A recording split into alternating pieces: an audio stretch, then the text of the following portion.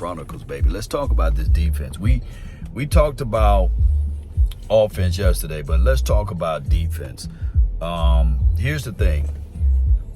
Defense should be the number one thing that we can say that's where the competition was really at, because we got a new coach for one, right? And we got for sure a new philosophy on how we handle things. So let's talk about the secondary.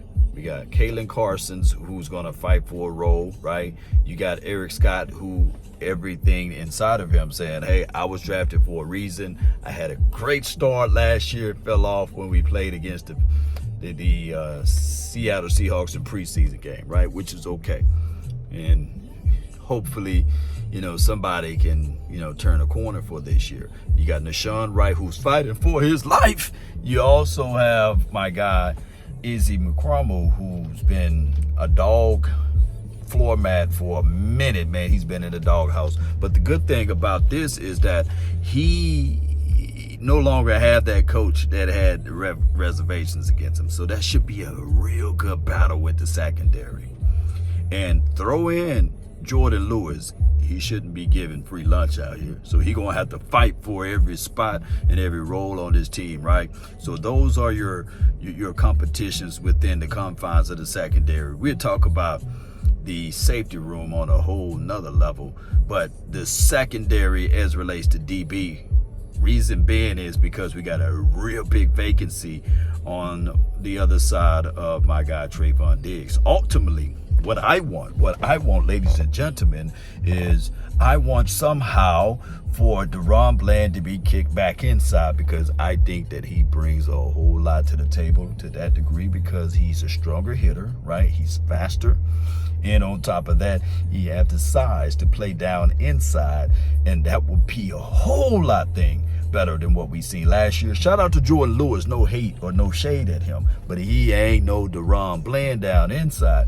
And we got teased for what, 1.5 games with Trayvon Diggs on the outside, Stephon Gilmore on the other side, and Bland inside. Ooh, we got teased with that one. Oh yeah, we got really teased with that one. But neither here nor there.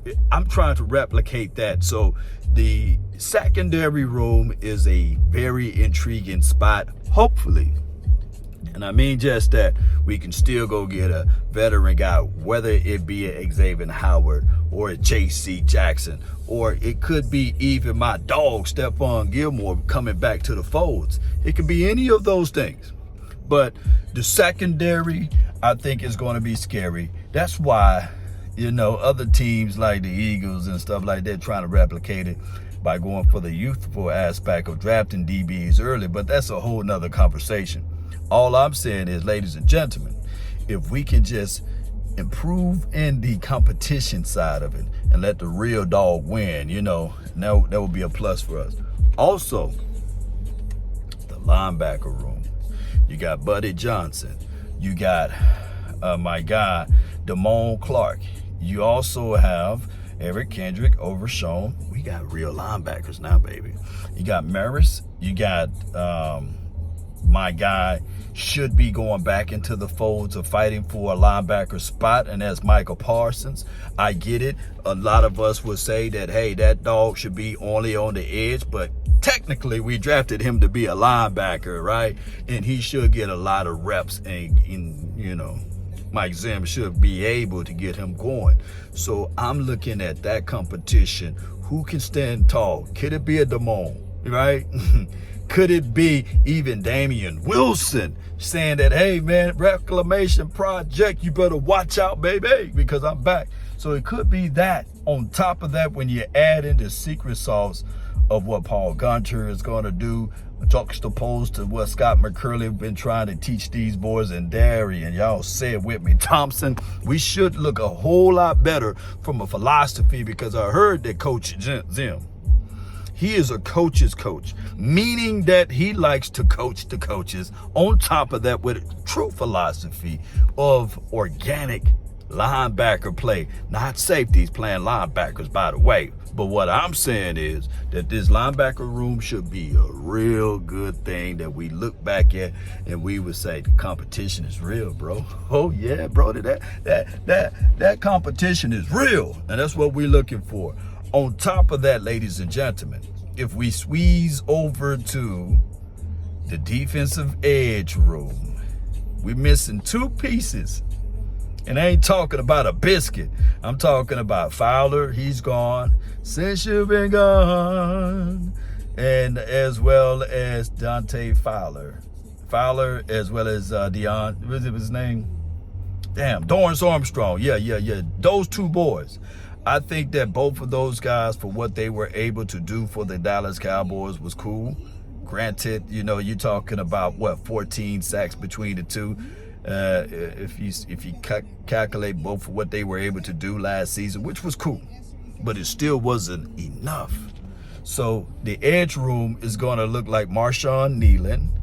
It's going to also look like Sam Williams. It's also going to look like not Dorrance Armstrong, but D-Law. Damn, I'm everywhere. Let me get my coffee. That's what it is. I gotta get my coffee. Hold on. It's going to look like that. And then Chauncey Golston, man.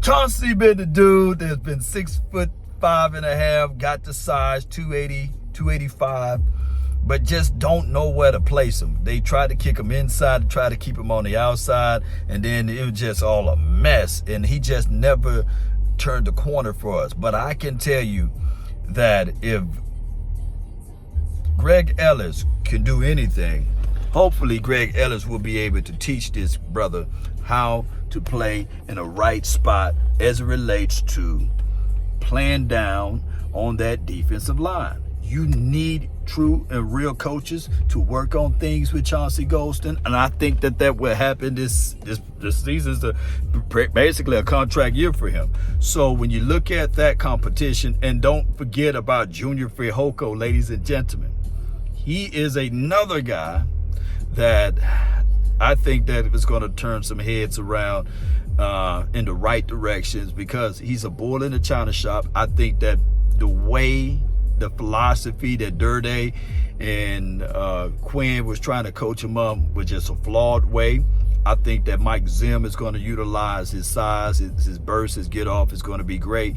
Also, if you add in Tyrus Wheat, he's the other guy that came in on moments, and people were saying that, hey man, Tyrus Wheat showed a little bit more on film, even during Oxnard and training camp in a piece of preseason, more than Sam Williams. So that's why I said the edge situation is going to be really cool, but the interior is not going to be a real heavy competition because of the fact that you got